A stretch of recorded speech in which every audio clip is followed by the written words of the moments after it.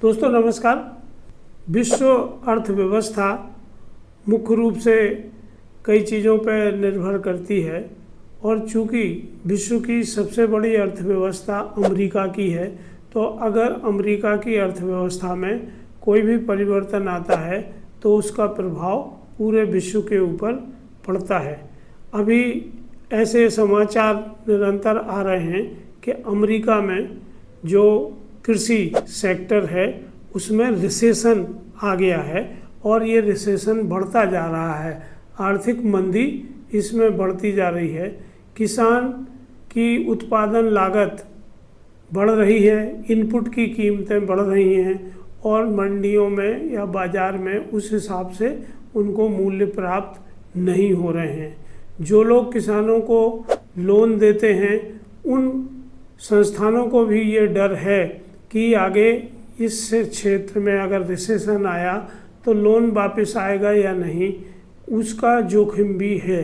तो अभी वहाँ अर्थशास्त्रियों के साथ एक सर्वे किया गया और उस सर्वे में लगभग 80% अर्थशास्त्रियों ने ये माना कि हाँ, ये रिसेशन इस सेक्टर में आ गया है। तो अमेरिका में कृषि मंदी आने की वजह से जो कृषि आदान बनाती हैं, जो बीज, खाद और रसायन जैसे उत्पाद बनाती हैं, ऐसी दो बड़ी कंपनियां एडीएम और सिंजेंटा ने अपने कर्मचारियों को निकालने का निर्णय लिया है। इससे ये बात और तेज़ी से फैली है कि ये वास्तव में रिसेशन की वजह से ही ये कंपनियां अपने कर्मचारियों की छटनी कर रही हैं। तो हमें ये जानना है कि यदि अमेरिका में कृषि में मंदी आती है कृषि सेक्टर में, तो उसका असर हमारे देश पे क्या पड़ेगा। तो दोस्तों, सबसे अच्छी बात यह है कि भारत का बहुत ज़्यादा एक्सपोजर इंटरनेशनल मार्केट में नहीं है। हम जो उत्पादित करते हैं उसकी अधिकांश खपत हमारे घरेलू आवश्यकताओं में ही हो जाती है और बहुत छोटा हिस्सा ही हम बाहर निर्यात कर पाते हैं। तो इससे भारत की जो अर्थव्यवस्था है वो स्थिर है। जो विश्व बैंक ने अभी रिपोर्ट जारी की है गरीबी के ऊपर, जिसमें उन्होंने कहा है कि 25 करोड़ लोग हिंदुस्तान में गरीबी रेखा के ऊपर आ गए हैं। तो और जो ग्रामीण अर्थव्यवस्था है वो बहुत मजबूत है हिंदुस्तान में, तो इसका कोई असर अमेरिका की कृषि मंदी का हमारे यहाँ पड़ेगा, इसकी संभावना बहुत कम है। फिर भी जो विश्व में जिन चीज़ों पर असर होता है उनमें पहला है कृषि में निवेश।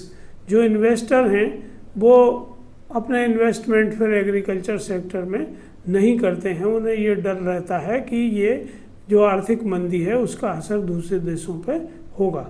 दूसरे, जो लोग एक्सपोर्ट का काम कर रहे हैं उनको मूल्य घटने से व्यापार घाटा ज़्यादा हो सकता है। तीसरा, कि वहाँ मांग कम होने से निर्यात कम होगा। तो ये कुछ चीज़ें हैं जो भारतीय कृषि पर असर डाल सकती हैं, पर हमारा देश इन सब चीज़ों से निपटने के लिए अब बहुत सक्षम है। और चूँकि जैसा मैंने आपसे कहा कि हम 142 करोड़ से ऊपर की जनसंख्या हैं और हमारे यहाँ खुद की घरेलू खपत इतनी ज़्यादा है कि विश्व की अर्थव्यवस्था, खासतौर से कृषि की, उसका कोई असर नहीं होगा। क्योंकि हमारे यहाँ जो किसान है वो अन्नदाता ही नहीं है बल्कि अर्थव्यवस्था की रीढ़ है। अगर वो हिलते हैं तो पूरी अर्थव्यवस्था का ढांचा हिल जाता है। तो किसानों को पॉजिटिव रहना है, अपने काम को सकारात्मक ढंग से करना है और ऐसी अफवाहों पर ध्यान नहीं देना है कि कोई भारत में भी मंदी आने वाली है या उसका असर आने वाला है। तो दोस्तों, इस वीडियो को अगर आप लाइक करेंगे, शेयर करेंगे और ज़्यादा से ज़्यादा लोगों तक पहुंचाएंगे तो उन्हें विश्व के घटनाओं की जानकारी मिलेगी ताकि वो अपने निर्णय अच्छे से ले चलें। तो हम लोग मिलते हैं अगले वीडियो में। तब तक के लिए नमस्कार, धन्यवाद। Forget to like and subscribe.